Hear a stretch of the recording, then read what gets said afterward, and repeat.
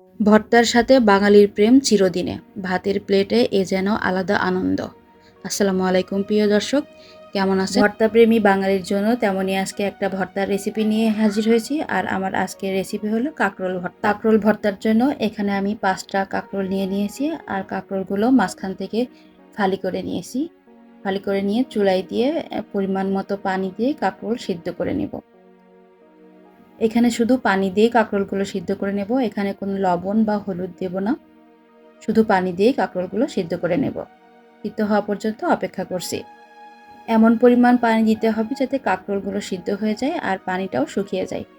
আমার কাঁকরোল সিদ্ধ করা হয়ে গেছে আর পানি শুকিয়ে গেছে। এবার কাঁকরোলগুলো চুলা থেকে নামিয়ে নিলাম। এবার প্যানে পরিমাণ মতো সরিষার তেল দিয়ে দিয়েছি। তেল গরম হলে শুকনা মরিচ দিয়ে কিছুটা ভেজে নেব। এখানে আমি আমার পরিমাণ মতো শুকনা মরিচ ব্যবহার করেছি, আপনারা আপনাদের পরিমাণ মতো ব্যবহার করবেন।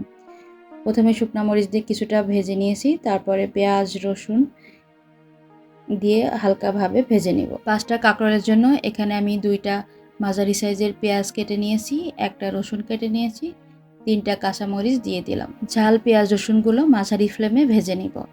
এখানে আপনি ঝাল যতটুকু খেতে পছন্দ করেন সেই অনুসারে দিবেন। আর ভর্তাগুলো আসলে একটু ঝাল ঝাল হলেই ভালো লাগে। আর কাঁচা মরিচ আর শুকনা মরিচ যদি একটু মিশিয়ে দেওয়া হয় তাহলে কিন্তু ভর্তার যে কোনো ভর্তারই ফ্লেভারটা ভালো আসে। এর জন্য আমি 2 রকম মরিচই ব্যবহার করেছি, আপনারা চাইলে যে কোনো একটিও ব্যবহার করতে পারেন। পেঁয়াজ রসুনগুলো ভাজা হয়ে যাওয়া পর্যন্ত অপেক্ষা করব। এখানে আমার শুকনা মরিচগুলো ভাজা হয়ে গেছে, শুকনা মরিচগুলো উঠিয়ে নিব। আর পেঁয়াজ রসুনগুলো আর একটু পরে ওঠাবো, এখনো ভাজাটা হয়নি।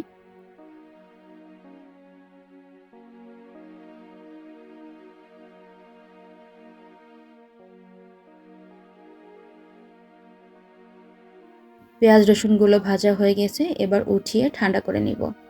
শুকনা মরিচের সাথে কিছুটা লবণ দিয়ে ভালো করে মিহি করে গুঁড়ো করে নিব।